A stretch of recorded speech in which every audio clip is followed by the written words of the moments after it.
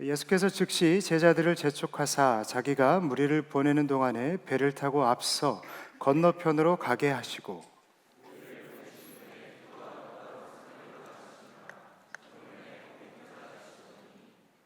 배가 이미 육지에서 순이나 떠나서 바람이 거스름으로 물결로 말미암아 고난을 당하더라.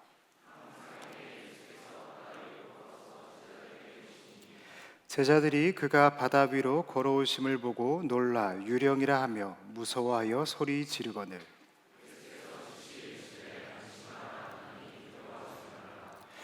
베드로가 대답하여 이르되 주여, 만일 주님이시거든 나를 명하사 물 위로 올라오라 하소서 하니,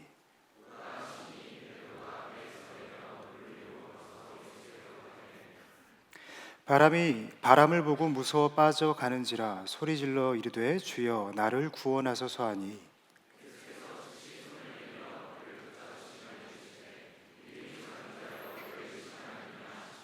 배에 함께 오름에 바람이 그치는지라 배에 있는 사람들이 예수께 절하며 이르되 진실로 하나님의 아들이소서.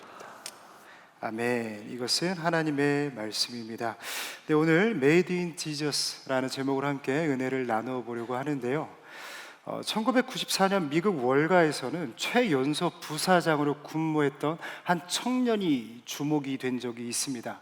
그런데 그 청년의 앞날은 누가 봐도 탄탄대로였지만 어느 날 우연히 발견한 보고서의 한 문장을 보고 그는 그 모든 부사장직과 탄탄대로의 길을 포기하죠. 그 모든 것을 포기하게 했던, 가능하게 했던 그의 한 문장은요, 보고서에는 이렇게 써져 있었습니다. 인터넷 사용 규모가 연 2300% 성장하고 있다, 라는 짧은 글인데요, 그는 그 즉시 사표를 던지고 온라인 쇼핑몰을 창업하게 되죠. 그리고 현재는 마이크로소프트사에 이어서 미국 시총 5위에 해당하는 아주 거대한 기업으로 우뚝 서 있습니다. 아마 다 아시는 기업일 텐데요, 이 아마존이라는 기업이죠. 그리고 아마존을 창업한 제프 베조스의 이야기입니다. 그의 성공은 많은 청년들에게 이슈가 되었고요, 그의 비결과 어떤 통찰력을 얻고자 많이들 찾아왔다고 합니다. 많은 질문들을 받았겠죠. 그 중에 10년 후에는 무엇이 바뀔 것 같습니까? 라는 질문도 있었는데요, 그의 질문 앞에 이 제프는요 굉장히 인상적인 답을 합니다. 10년 후에 무엇이 바뀔 것인가? 라는 질문보다는 10년 후에도 바뀌지 않을 것이 무엇인가? 라는 질문에 관심을 두는 것이 더 중요합니다. 그의 대답은요 말장난 같지만 실제로 제프는 아마존의 모든 장기 전략을요 이 변하지 않는 것 위에 세웠고 진행했다라고 이야기합니다. 그래서 그는 이렇게 결론을 내리는데요, 미래를 예측하는 데 에너지를 쏟기보다는 변하지 않을 가치가 무엇인가를 발견하고 거기에 모든 것을 걸어야 합니다라고 이야기를 하는 거죠. 이 시대를 살아가는 우리에게 있어서 그의 통찰력은요 굉장히 묵직한 한방처럼 우리의 가슴을 쳐오는 것 같습니다. 왜요? 우리의 관심은요 언제나 이 미래에 무게중심이 쏠려 있거든요. 내일이 어떻게 변할 것인가? 이 투자라는 개념도 그렇지 않습니까? 변화를 읽지 못하는 투자는 때로는 실패한 투자가 되어 빚으로 돌아오는 거죠. 이 변화무쌍한 내일을 붙잡기 위해서 우리는 오늘 하루를 부단히 살아갑니다. 그러나 결론부터 말씀을 드리면요, 번번이 실패할 때가 훨씬 많죠. 왜요? 그 시대의 변화무쌍한 속도를요 우리는 따라갈 수가 없고요, 더욱이 이 방향성이라고 하는 것을 우리가 예측하려고 하지만 예측이 대부분 빗나가기 때문입니다. 그러나 역설적이게도 인생의 답은요 어디에 있습니까? 변하지 않는 가치에 있다라는 거죠. 우리는 나의 삶을 더 잘 살기 위해서 변화를 쫓아가는데 역설적이게도 인생의 답은 변하지 않는 그 가치에 있다라는 겁니다. 근데 우리 시선을요 옮기는 게 정말 어려운 것 같아요. 이 시대적 분위기와 문화라는 것이 우리의 정신과 시선을 다 빼앗기 때문이죠. 여러분, 세월이 가도 변하지 않는 것이 있다면 그것은 무엇일까요? 성경은 분명하게 이야기합니다. 하나님의 말씀이라. 할렐루야. 우리 함께 말씀을 읽어볼까요? 이사야 40장 8절의 말씀입니다. 함께 읽도록 하겠습니다. 시작. 푸른 마르고 꽃은 시드나 우리의 하나님의 말씀은 영원히 서리라. 네, 여기서 말씀을 보면요, 영원히 서리라라고 이야기를 하죠. 여기서 말하는 서리라라는 표현은요, 효력이라는 의미를 가지고 있습니다. 그러니까 영원히 서리라, 영원히 효력이 있다라는 거예요. 인생의 문제가 가까이 모습으로 찾아오지만 언제나 그 답은 어디에 있다고요? 하나님의 말씀에 있다고요. 시대가 변해도 영원히 서는 말씀, 그 효력은 변하지 않는다라는 것을 성경은 이야기하고 있는 겁니다. 동시에 성경이 일관되게 내려놓으라라고 하는 말씀이 있는데요, 우리 마태복음 6장 34절 말씀 읽어볼까요? 우리 말씀을 초반에 조금 찾아볼 예정입니다. 시작. 그러므로 내일 일을 위하여 염려하지 말라. 내일 일은 내일이 염려할 것이요. 아멘. 무슨 말입니까? 내일 일은 걱정하지 말라라는 겁니다. 왜요? 내일은 우리의 것이 아님을 성경은 누누이 이야기하고 있기 때문입니다. 그래서 다윗이요, 고난을 당하고 아픔이 찾아오고 때로는 방황할 때에 그가 했던 고백은요, 다른 것이 아니었어요. 우리가 너무나도 잘 아는 말씀인데요, 우리 같이 읽어볼까요? 시편 121편 1절에서 2절. 시작. 내가 산을 향하여 눈을 들리라. 나의 도움이 어디서 올까? 나의 도움은 천지를 지으신 여호와에게서로다. 아멘. 여러분, 다윗이 눈을 들어 보니까요, 그 인생의 문제들이 첩첩산중인 거예요. 눈을 들어보니, 내가 산을 향하여 눈을 들어보니 내 도움이 올 곳이 한 군데도 없었다라는 거죠. 왜요? 내일의 관계, 지위, 물질, 성공은요, 내가 소유할 수 없기 때문입니다. 그런데 다윗의 진가는 여기서부터 시작됩니다. 문제는 다 똑같아요. 다윗도 찾아오고 나도 찾아오고 여러분들도 찾아와요. 누가 자신의 인생을 바라볼 때 청사진만 그리겠습니까? 내가 산을 향하여 눈을 들어보는 거예요. 내 인생의 미래를 들여다보는 거예요. 첩첩산중이죠. 근데 다윗의 차이는 여기 있어요. 그 산 위에 계시는 하나님을 바라볼 수 있는 영적인 안목이 있었다는 것이죠. 여러분, 눈을 들어 다윗은 주님을 바라봅니다. 그러면서 8절 말씀이 참 중요한데요, 우리 8절 말씀 같이 읽어볼까요? 8절 시작.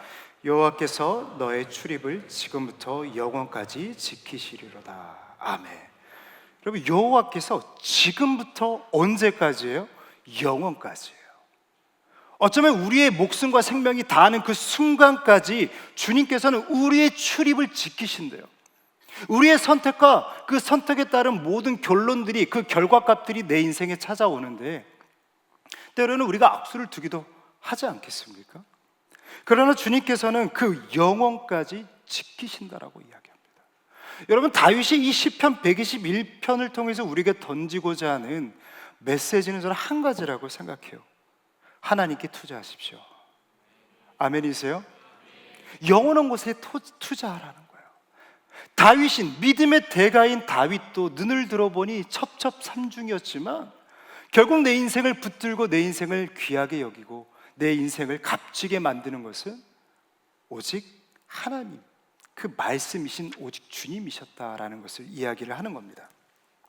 올해 교회 표도 마찬가지인데요, 우리 그 부제 다 알고 있지 않습니까? 하나님을 사랑하는 다음 세대를 길러내라. 이 담임 목사님의 다음 세대를 향한 이 강한 의지가 담겨져 있는 부제라 생각이 됩니다. 여러분, 그렇다면 이 다음 세대를 우리가 다루려면 기본적으로 우리는 본능이죠. 이 변화하는 미래에 대해서 우리가 어떻게 반응할 것인가, 예측해서 움직임을 가져갈 것인가를 생각하는 게 굉장히 자연스러운 이 발걸음입니다. 그런데 우리 주제가 뭐예요? 쉐마 어게인이에요. 쉐마가 뭐예요? 들으라 이스라엘, 말씀이잖아요. 변화를 쫓아가야 되고 변화를 예측해야 되고 그거에 대해 발빠르게 대처해야 되는 것이 어쩌면 부제가 가지고 있는 인생의 답이고 우리의 행동 지침일 것 같은데, 그 부제를 붙잡고 있는 주제는 뭐냐면 말씀이다. 그래서 우리가 시작하는 게 무엇입니까? 성경 일독 캠페인을 하고 있는 거예요. 저는 이것을 이렇게 받아들입니다.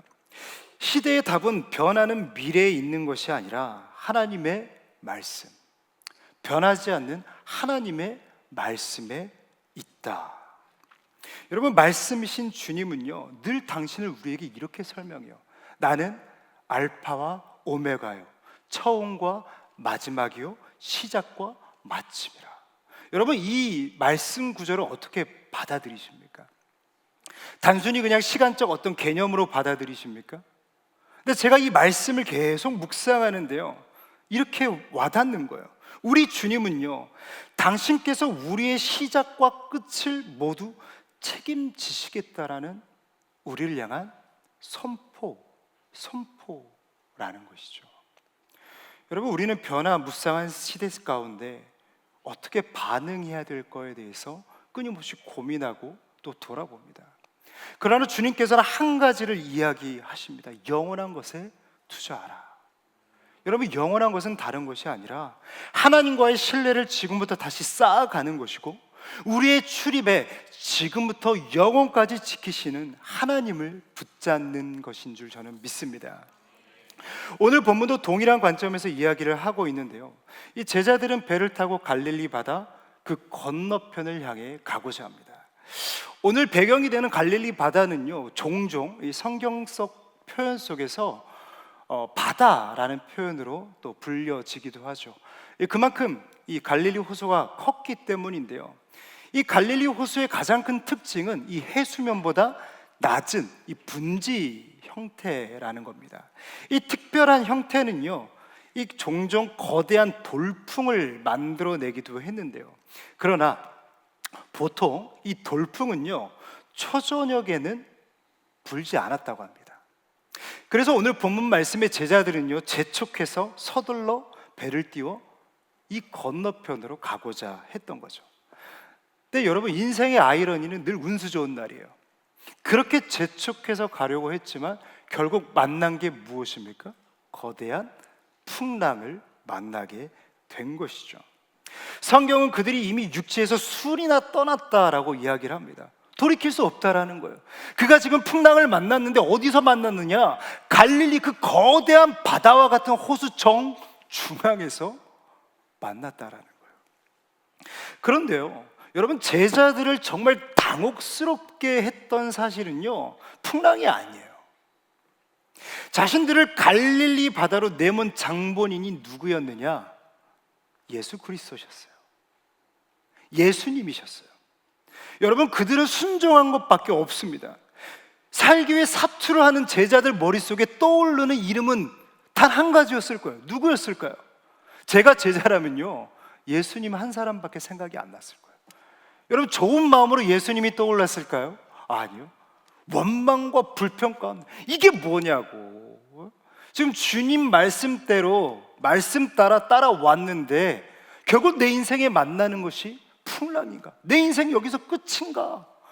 여러분, 갈릴리 바다에서 이 돌풍이 불면요, 파도가 2m까지 치솟았다라고 이야기를 합니다.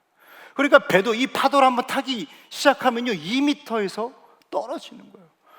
여러분, 잔뼈 굵었던 어부들도 이 갈릴리 바다는요, 굉장히 조심스러운 바다였어요. 그들은 순종했습니다. 돌풍을 만나 죽게 된 겁니다. 여러분, 우리 인생도 그래요. 순종이요, 순탄을 보장하면 얼마나 좋을까요? 순복이요, 이 축복을 불러 들여오면 얼마나 좋을까요? 근데 이러한 간절한 바람이도요, 이 폭풍우가 우리의 인생을 비껴가는 법이 없어요. 그러나 오늘 폭풍 속을 헤매고 있을지라도 오늘 말씀 가운데 잊지 않으셨으면 하는 부분이 있습니다. 우리 주님은요, 나의 아버지이십니다. 그 아버지는요, 여러분들을 결단코 고아와 같이 내버려 두시는 법이 없으세요. 그 주님은요, 여러분들이 필요를 아시고 그 필요를 채워주시는 선한 목자이십니다. 성경은 끊임없이 예수 그리스도가 어떠한 분이신지를 증거하고 있고, 결국 그 예수 그리스도가 우리의 삶의 길이요 진리요 생명이라고 이야기를 하는 것이죠. 여러분, 오늘 말씀을 통해 이 폭풍 속에 담긴 하나님의 진심을 깨닫는 시간이 되기를 간절히 소망합니다. 먼저는요, 폭풍우를 통해 주님은 현상이 아닌 메시지에 집중하라 권면하십니다. 우리 22절 말씀을 같이 읽어볼까요? 22절 말씀입니다. 시작. 예수께서 즉시 제자들을 재촉하사.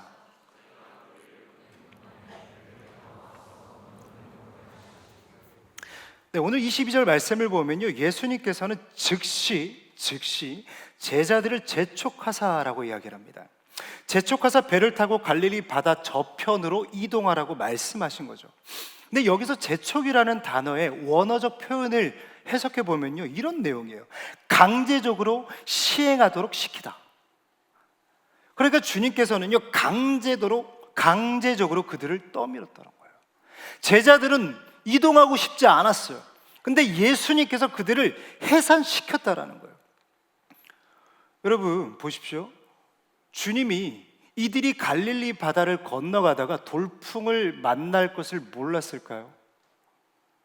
말도 안 되죠. 여러분, 전능하신 주님께서 왜 모르셨겠어요? 모를 리 만무합니다. 여러분, 그렇다면 이 말씀을 묵상할 때 우리의 질문은 바뀌어야 돼요. 주님께서는 인생의 폭풍우를 만나게 하신 이유가 무엇일까? 저는 이 자리에 반드시 인생의 폭풍우를 만나 걸어가고 있는 지체가 있다고 생각합니다. 이미 주중에 저의 전화를 받은 지체도 있고 함께 눈물로 기도한 지체도 있을 거예요. 청년의 때에 늘 밝고 희망찬 하루를 살아간다? 그렇지 않더라고요. 가정의 아픔이 있고 내 삶의 아픔이 있고 내 미래에 대해 풀리지 않는 그 답답함 속에서 오늘의 폭풍우를 지나가고 있는 지체들이 너무나도 많다라는 거예요. 그 주님께서 내가 만날 폭풍우를 모르셨을까요? 알파와 오메가 되시고 처음과 마지막이 되시고 끝이 되시는 주님이 모르신다고요? 우리의 지금 출발과 영원이 되시는 그 주님께서 모르신다고요? 아니요, 우리는 질문을 바꿔야 돼요. 내가 오늘 이 시간에 폭풍우를 만나 헤매고 있다면 주님께서 이 폭풍우를 만드신 이유, 만나게 하신 이유는 무엇일까? 우리가 잘 아는 C.S. 루이스는요, 철저한 무신론자였습니다. 그의 인생에도 많은 비애가 있었는데 어린 시절에 사랑하는 어머니가 암으로 일찍 죽게 됩니다. 그리고 그는 장성하여 청년이 되지만 세계 1차 대전에 투입되죠. 그가 바라봤던 전쟁의 참혹함은 이루 말할 수가 없었어요. 매일 하루가 고통스럽고 구역질 나는 하루였다라고 이야기를 합니다. 그러면서요, 그는 생각해요. 만약 하나님이 선하시다면 왜 이런 고통이 존재하는가? 여러분, 한 번쯤 믿음을 가지고 있는 여러분들도 여러분들의 삶 혹은 누군가의 삶을 바라보면서 하나님이 선하시다면 어떻게 이런 고통이 존재할 수 있는가? 라는 질문 한 번쯤은 던져보지 않으셨습니까? 그에게 고통은요 하나님을 밀어내는 증거였어요. 근데 아이러니하게도 그는 30대에 회심을 합니다. 회심한 자신을요 굉장히 우스꽝스럽게 표현을 해요. 제가 읽어볼게요. 나는 가장 마지못해 가장 불쾌한 회심자였습니다. 마지못해 회심했고 그 회심하는 순간조차도 불쾌했다라는 거예요. 왜? 그는 끝까지 저항하다가 버틸 수 없어서 하나님 앞에 항복했거든요. 그는 하나님 앞에 철저히 항복하며 난제였던 고통에 대해서 이렇게 자신의 삶을 빗대어 정의합니다. 고통은 하나님이 귀머거리를 깨우기 위해 쓰시는 확성기이다. 고통은 잠들어 있는 나의 영혼을 깨우는 주님의 울부짖음이었다라고 C.S. 루이스는 이야기를 하는 거죠. 다시 말해서 그에게 고통은요, 설명의 대상이 아니라 벼랑 끝을 향해 그 끝이 무엇이 있는지도 모른 채 그냥 마냥 좋아서 달려가는 그 누군가를 향해 주님의 부르짖는 외침이었다라고 C.S. 루이스는 이야기를 하고 있는 겁니다. 여러분, 오늘 제자들도 마찬가지였어요. 주님의 의도를 제대로 파악하려면요, 오늘 말씀의 행간을 좀 이해를 해야 되는데요, 오늘 사건 이전에 있었던 이슈, 아주 큰 이슈가 있었습니다. 우리가 잘 아는 오병이어 사건이죠. 오병이어 사건이 그 지역에 얼마나 큰 영향을 끼쳤는지 이 사복음서에 다 드러난 기적으로 기록되어 있지 않습니까? 그 사건 이후에 군중들은요, 굉장히 독특하게 반응을 합니다. 이 똑같은 사건을 요한복음은 어떻게 이야기를 하느냐? 우리 요한복음 6장 15절 말씀을 같이 읽어보겠습니다. 시작. 그러므로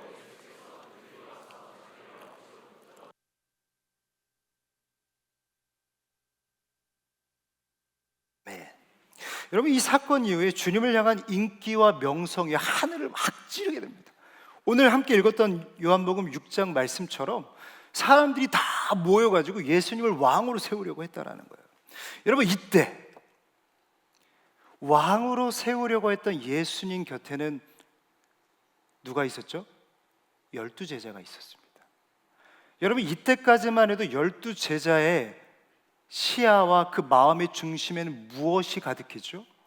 네, 예수님이 왕이 되면 그 우편과 좌편의 자리에 누가 앉을 것인가, 그 논쟁으로 늘 그들은 싸우고 다퉜다라는 것이죠.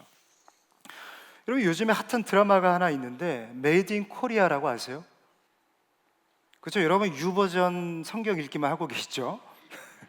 네, 이런 거 좀 보셔도 괜찮아요. 네, 물론 저도 풀로 보진 않고 어느 날 이렇게 셔츠로 이렇게 올라오길래 간간히 봤습니다. 여러분, 드라마 주인공으로 현빈과 정우성이 나오는데요, 와, 저는 현빈을 처음 봤을 때가 내 이름은 김삼순, 내 이름은 김삼순인가요? 청년부 도와주세요. 대학부 몰라요. 내 이름은 김삼순.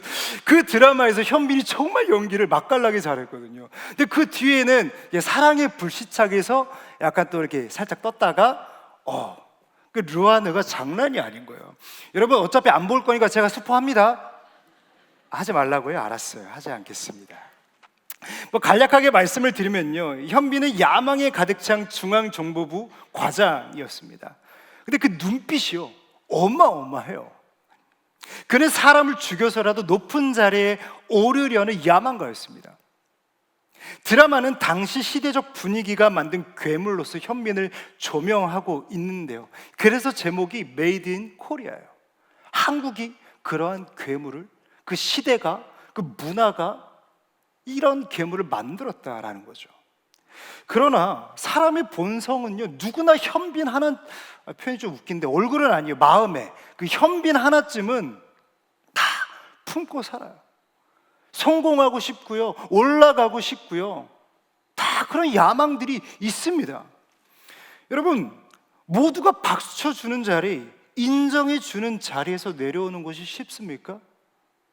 올라가는 것도 어렵지만 내려오는 것은 더더욱 어렵죠. 제자들 역시 그 자리를 떠나고 싶지 않았습니다. 여러분, 그래서 주님께서 말씀하시는 거예요.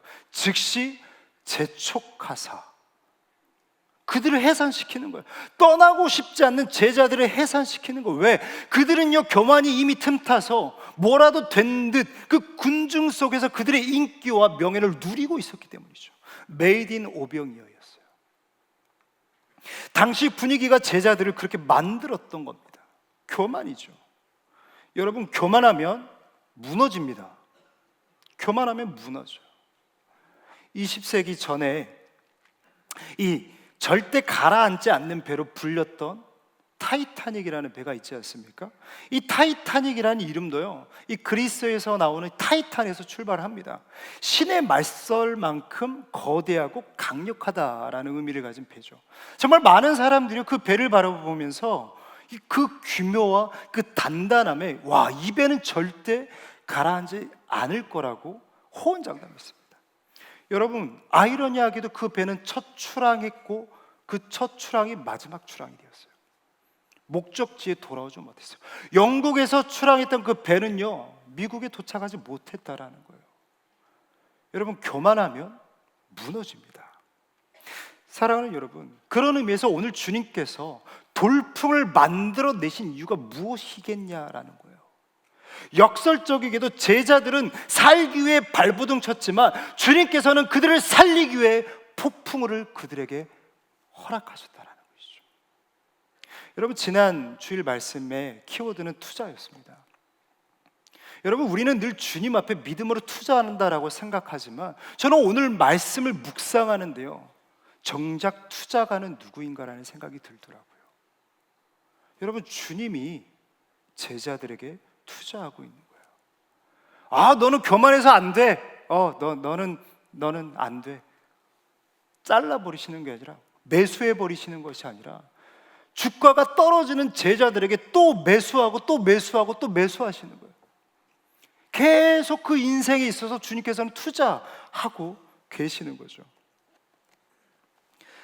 그들은 자리를 떠나고 싶지 않았습니다. 그러나 주님께서는 그들을 살리기 위해 재촉하사 강제로 보내시죠. 폭풍은 제자들을 살리기 위한 주님의 울부짖음이었다라는 것이죠. 사랑하는 여러분, 우리는 현상에 늘 집중하려고 합니다. 아닙니다. 확성기를 통해 들려오는 하나님의 메시지에 집중해야 될 줄 저는 믿습니다. 그래서 제자들을 보내고 주님께서 하신 말씀, 그 행동이 무엇입니까? 기도예요. 주님께서는요, 너희들 안 되겠다, 너 좀 매 좀 맞아야겠다, 갈릴리 바다 위에서 태풍 만나서 한번 정신 좀 차려봐라, 이렇게 말씀하시고 끝나는 게 아니었다라는 거예요. 주님께서는 그들을 먼저 보내시고 곧장 하셨던 것이 기도였어요. 여러분, 주님께서 홀로 남아 기도하셨을 때 누구를 위해서 기도하셨을까요? 제자들을 위해서 기도하셨습니다. 주님은 제자들을 버려두신 것이 아니라 기도하셨습니다. 여러분, 오늘 말씀이 은혜가 되는 이유가 뭔지 아세요? 이 마태복음 14장 34절의 말씀인데요, 그들이 건너가 게네사렛 땅에 이르니, 여러분, 주님께서는요 말씀하셨어요. 건너편으로 가라. 그 건너편은 게네사렛이라는 땅이었어요. 여러분, 주님이 말씀하시면 이루어집니다. 할렐루야. 그들이 태풍을 만나 생명의 위협을 경험했지만 결국 하나님이 말씀하셨고 그 말씀을 누가 이루신다라는 거예요? 하나님이 이루신다라는 거예요. 여러분, 하나님께 투자하십시오. 하나님이 여러분들을 향해 투자하고 계시기 때문입니다. 두 번째는요, 폭풍우를 통해 주님은 시선의 초점을 옮기라 말씀하십니다. 시선의 초점을 옮기라. 우리 25절 말씀을 같이 읽어볼까요? 25절 말씀입니다. 시작. 밤 사경에 예수께서, 아멘. 이 사경이란 표현은요 로마식 시간인데요, 우리 시간으로 생각하면 새벽 3시부터 혹은 이제 6시 사이를 이야기를 합니다. 이 제자들은 가장 어두운 그때 이 돌풍, 이 폭풍우를 만난 거죠. 그런데 저 멀리서 물체 하나가 걸어옵니다. 다가오는 거죠. 우리는 말씀으로 마주하고 있기 때문에 예수님이라는 걸 알죠. 그런데 제자들은 모두가 한 몫으로 이야기합니다. 유령이다. 유령이다. 보통 이 말에 제자들의 영적 무지를 탓하는 분들이 좀 있는데요, 저는 이 말씀을 조금 더 깊이 좀 입체적으로 생각해 보려고 합니다. 여러분, 월요일에 은혜 교육관 뒤에 있는 은혜 사택이라는 곳이 있거든요. 저희들이, 이 교육자들이 사는 곳이죠. 월요일에 모자 쓰고 추리닝 바지를 입으면 100% 교육자입니다. 여러분들이 못 알아볼 뿐이지, 모자를 쓰고 회색 추리닝에 슬리퍼를 신고 있다? 100% 저 아니면 백재영 목사 아니면 이재민 목사 아니면 김스택 목사예요. 여러분, 다 동네 아저씨예요. 정장 벗겨놓으면 다 아저씨라는 거죠.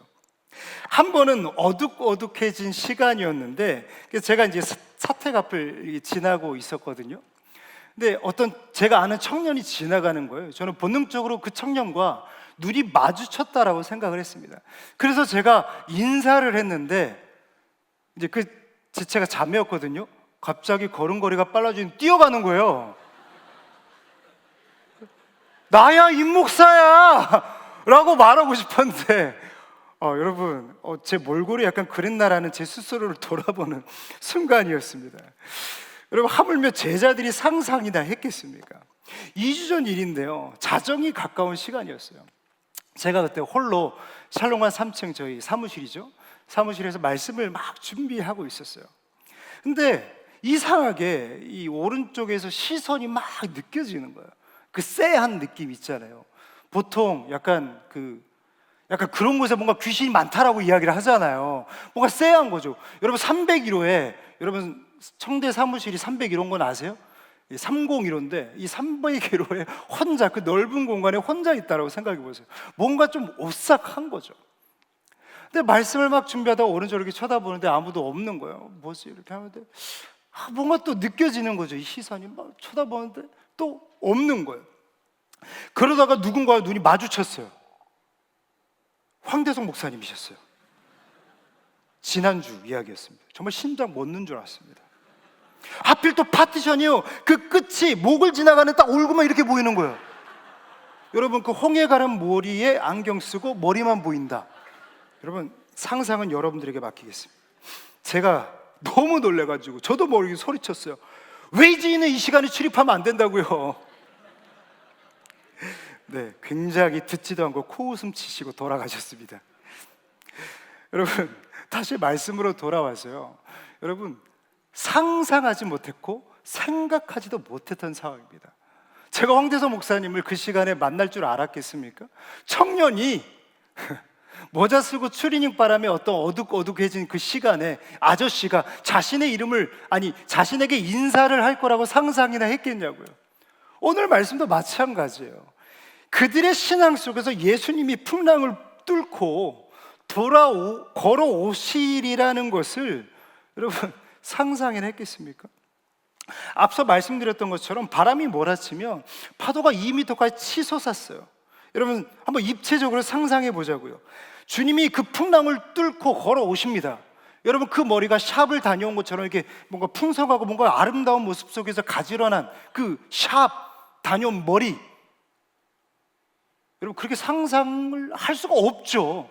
여러분, 바람과 그 해수를 맞은 머리는 정말 이런 모습 속에서 입체적으로 보자고요. 여러분, 이 귀한 말씀을 너무나도 우스꽝스럽게 이야기를 하고 있는데, 여러분, 저는 그렇게 받아들여지더라고요.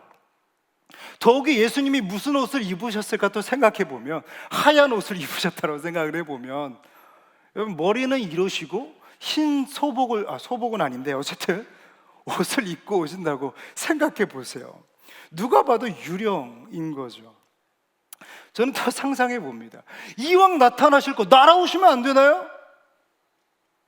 너무 발칙한가요? 굉장히 이런 표정이 너무 준엄해서.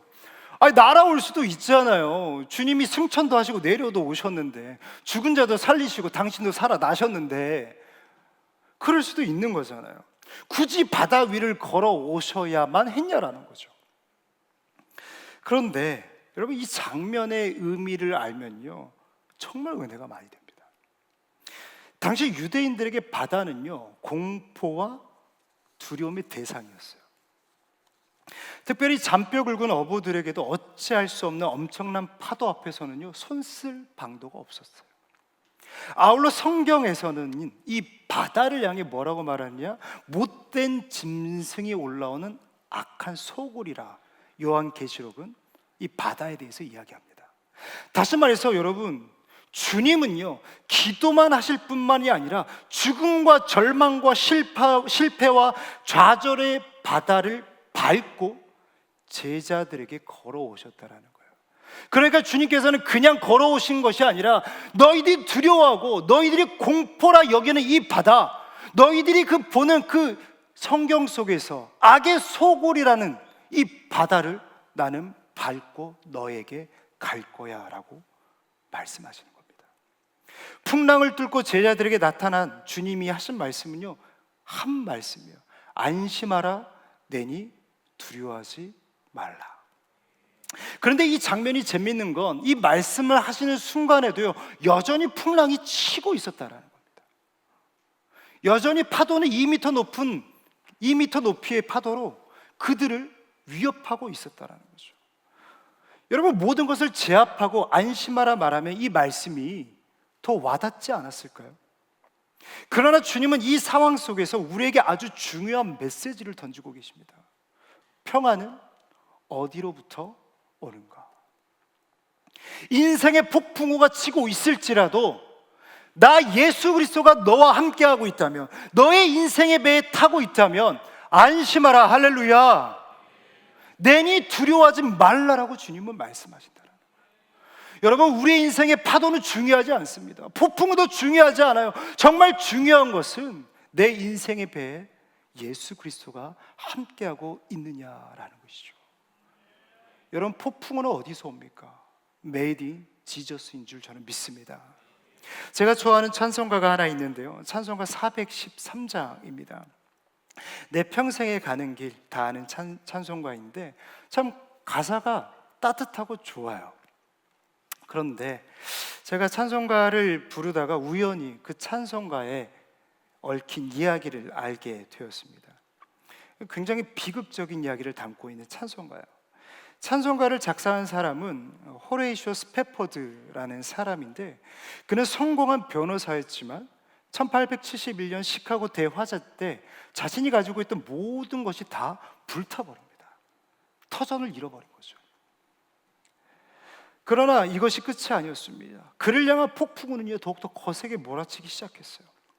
1873년 스패포드는 가족의 회복을 위해 아내와 4명의 딸을 먼저 유럽으로 여행을 보냅니다.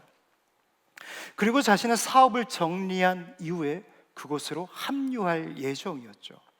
그런데 아내와 내 아이가, 내 딸이 탄 배가 대서양에서 다른 배와 충돌하여 침몰하고 말아요. 당시 스패포드 아내는 한 문자를 그 남편에게 보냅니다. Saved alone. 저 혼자 살아남았습니다. 스패포드는 즉시 배를 타고 아내를 만나러 유럽으로 향했습니다. 그리고 어느 지점이 되었을 때 선장이 이야기하는 거예요. 이 지점이 따님들이 잠든 바다입니다. 혹시 이 찬송가 반주 한번 해주시겠어요? 그때 그 순간 스패포드는요, 바다 위에서 이 찬송의 가사를 적기 시작합니다. 우리가 너무나도 잘 아는 찬송가죠. 내 평생에 가는 길 순탄하여 늘 잔잔한 강 같든지, 큰 풍파로 무섭고 어렵든지 나의 영혼은 늘 평안하다. 나의 영혼은 늘 평안하다. 여러분, 이 말은 정신 승리가 아닙니다. 여전히 그의 인생에 휘몰아치는 폭풍우는요, 멈추지 않아요. 수습해야 될 가정과 자기의 사업과 질서를 잃어버린 삶의 여정들이 질비하죠. 인생을 순탄하지 않았고 풍파는 이미 그를 덮쳤으며 슬픔은 여전히 현재 진행형이었습니다. 그는 삶이 괜찮다, 삶이 회복됐다, 고통이 끝났다라고 말하지 않아요. 여전히 큰 풍파는 무섭고 어렵지만 나는 평안하다라고 이야기합니다. 왜요? 평안은 문제의 부재가 아니라 주님과의 깊어진 관계에서 찾아오기 때문입니다. 안심하라, 내니 두려워하지 말라. 여전히 폭풍우 치는 그 상황 가운데 주님께서는 제자들에게 말씀하십니다. 너희 인생에 폭풍우가 몰아치고 있지만 안심하라, 내니 두려워하지 말라. 우리의 시선을 달라라고 주님께서는 말씀하십니다. 평안은 주님으로부터 나옵니다. 우리 주님은 오늘 이 시간 우리에게도 여전히 동일하게 걸어오고 계십니다. 여러분들의 인생의 칠과 같은 바다는 무엇입니까? 여러분들의 실패의 바다, 좌절의 바다, 가정의 아픔의 바다, 누구에게도 말하지 못하는 그 바다. 주님께서는 그 바다를 밟고 여러분들에게 걸어오십니다. 우리가 가져야 될 것은요, 믿음이에요. 우리의 신뢰를 주님께 드리는 것입니다. 해결되지 않는 문제 속에서도 주님을 바라보는 것, 연이은 아픔 속에서도 주님을 바라보는 것, 이것이 믿음이고 평안은 이 믿음으로부터 나온다고 주님께서는 말씀하시는 거예요. Made in Jesus입니다. 그러나 우리를 두렵게 하는 그 바다, 여러분, 그 바다는 주님 발 아래 있습니다. 여러분들을 두렵고 떨리게 하는 그 바다, 주님 발 아래 있습니다.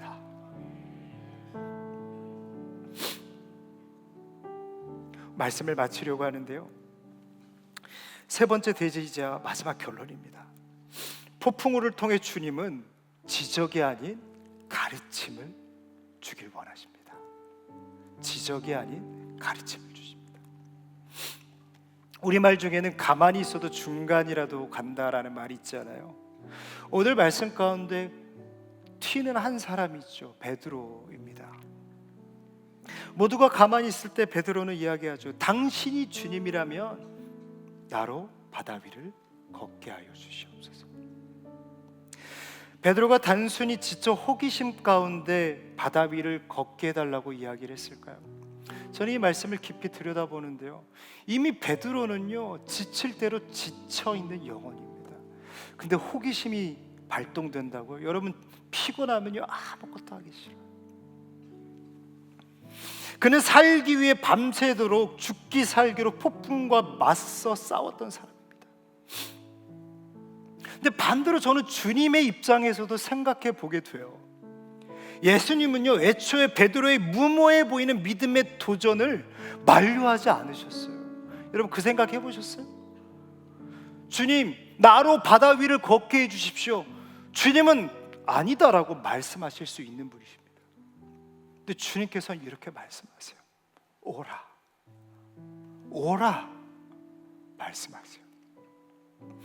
믿음만 있다면 예수님처럼 파도를 밟고 걸을 수 있다고, 고난과 역경을 밟고 설 수 있다라는 것을 주님께서는 이 베드로를 통하여 이 시대를 살아가는 우리에게 말씀하고 싶으시지 않으셨을까요? 이 지긋지긋한 고난 가운데 끊임없이 무너지는 이 인생 가운데 주님, 저 이 바다를 밟고 일어설 수 있을까요? 우리 가정이 이러한 아픔이 있는데 주님, 이 바다를 밟고 일어설 수 있을까요? 주님께서는 우리에게 말씀하십니다. 오라, 오라, 오라 말씀하십니다. 여러분, 우리의 인생의 답은요, 예수님이십니다. 주님께서는 베드로를 통해서 우리에게 말씀하고 싶으신 것, 그 바다 위를 걸어갈 수 있다고, 너를 좌절시키고 너를 아프게 하는, 너희 가정 속에 속해 있는 그 건강의 질병의 아픔이, 너희 마음 가운데 있는 그 아픔에, 그 칠과 같은 바다의 아픔을 밟고 설 수 있다고. 그러나 안타깝게도 베드로의 선택은 믿음으로 시작했다가 의심으로 끝나버립니다. 여러분, 그렇다면 베드로는 실패한 인생입니까? 우리가 말씀 속에서 놓치고 있는 한 무리가 있죠. 마치 성경은 이들을 감추고 있는 듯한 느낌마저 줍니다. 그저 바다가 무서워서 배만 붙들고 있었던 11명의 제자들이죠. 여러분, 과연 누가 믿음 없는 사람입니까? 도대체 누가 책망받아야 될 사람입니까? 베드로입니까? 아니면 인생의 배만 붙잡고 있었던 그 11명의 제자들입니까? 예수님께서는 베드로를 건져 올리시면서 이렇게 말씀하십니다. 믿음이 적은 자야, 어찌하여 의심하였느냐. 여러분, 이 말씀이 책망처럼 들리십니까? 아니요. 저는 베드로를 혼내시는 것이 아니라 베드로에게 필요한 가르침을 주고 계시다라고 저는 받아들입니다. 지적이 아니라 잘했다, 잘했다, 다음에는 이렇게 해보자, 이런 마음을 가져보자, 이렇게 해보자. 주님께서는 가르침을 주시는 거예요. 이 시간 동일하게도 주님은 말씀하십니다. 이렇게 해보자. 이렇게 해보자. 칠과 같은 바다 위에 오라 말씀하시는 그 주님과 2026년 걸어가시길 축복합니다. 특별히 수련회를 앞두고 있습니다. 여러분, 그 수련회가 그저 매년 찾아오는 절기가 아니라 이번 수련회는 이 내 인생에 숨겨진 칠흑과 같은 바다를 주님과 함께 걷게 되는 기적과 같은 역사가 함께하는 수련회가 되기를 간절히 소망합니다. 우리 함께 찬양하겠습니다.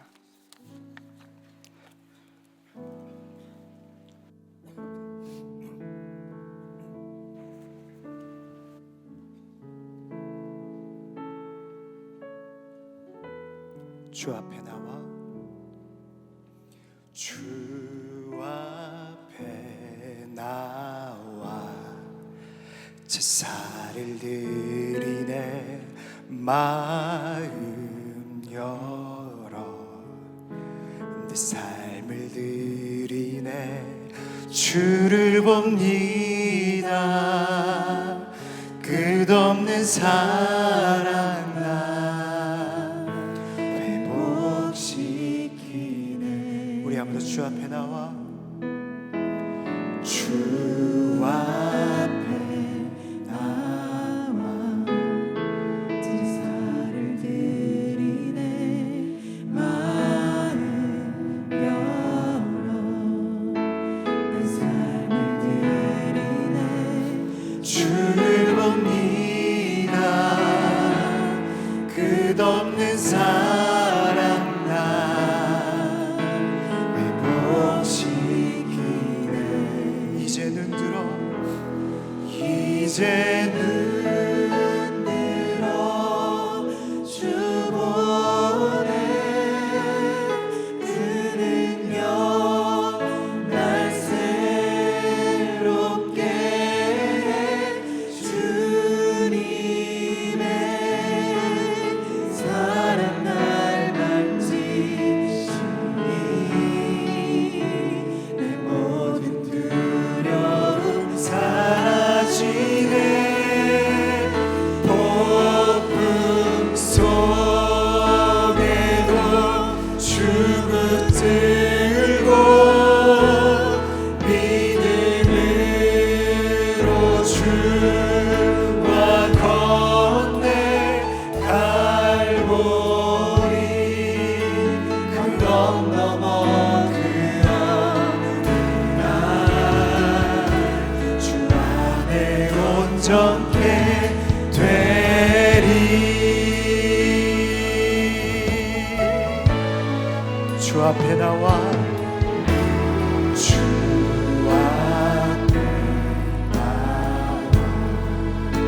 제사를 드리네 마음 열어 내 삶을 드리네 주를 봅니다 끝없는 사랑 날 회복시키네 이제 눈 들어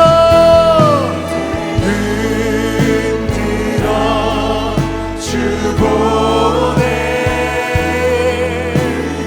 아멘 아멘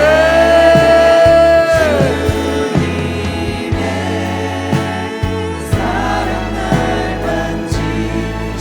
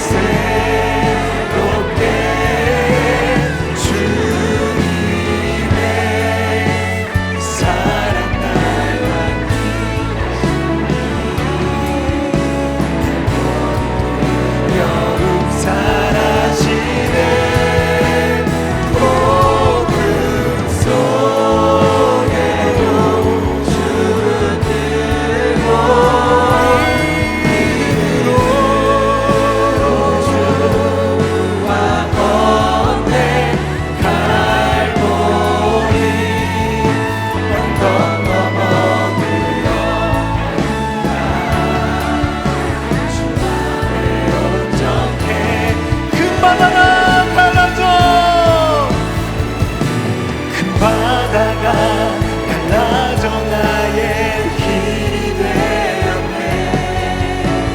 그가 말씀으로 나는 다시 일어나 주의 길로 가네.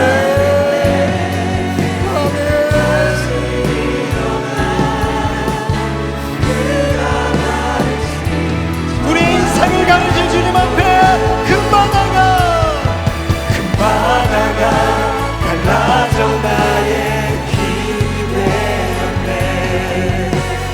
그가 말씀으로 변하시네. 나는 다시 일어나 그의 길로 가겠네. 주님만을 바라보며 무너진 그곳에서 다시 일어나 저 바다로 나가기 원합니다. 우리 아무도 믿음 다하여 고백합니다. 큰 바다가 갈라져 나의 길이 되었네. 그가 말씀으로 변하시네. 나는 다시 일어나 그의 길로 가겠네. 다시 일어나 그가 가르친 저 바다로. 우리 시간에 기도할 때 여러분들 앞에 놓인 칠흑과 같은 바다는 무엇입니까? 여러분들이 헤매고 있는 그 사경은 무엇입니까? 인생의 실패와 상처와 채울 수 없는 결핍과 아픔 속에 무너져 있지 않습니까? 때로는 육신의 연약함과 가정의 깨어짐과 가정 안에 있는 회복될 수 없는 그 건강의 어려움 속에서 때로는 인생에 풀리지 않는 난제 속에 나는 헤어날 수 없다며 그 폭풍에 주저앉아 있지 않습니까? 그 사경을 뚫고 그 폭풍을 뚫고 주님이 이 시간 여러분들에게 걸어오십니다. 걸어오신 주님은 폭풍 가운데서 여러분들에게 말씀하십니다. 안심하라 내니 두려워하지 말아라. 안심하라 내니 두려워하지 말아라. 우리 시간에 그 주님 손 붙잡고 내 인생의 칠흑과 같은 바다를 향하여 걸어가길 원합니다. 저 바다를 향하여 걸어가길 원합니다. 이 시간 기도할 때 하나님 나에게 믿음 주셔서 저 바다를 향하여 걸어갈 수 있는 믿음을 허락하여 주시옵소서. 이번 2026년 동계 수련회가 바다 위를 걷는 기적과 같은 역사가 있게 하여 주시옵소서. 주님과 바다 위를 걷는 수련회가 되게 하여 주시옵소서. 주님 세 번 부르시고 기도합니다. 주여 주여 주여. 살아계신 하나님 아버지, 인생마다 칠흑과 같은 어둠과 아픔 속에 헤매는 영혼들이 있습니다. 오늘의 사경 속에서 어찌할 줄 몰라 하나님,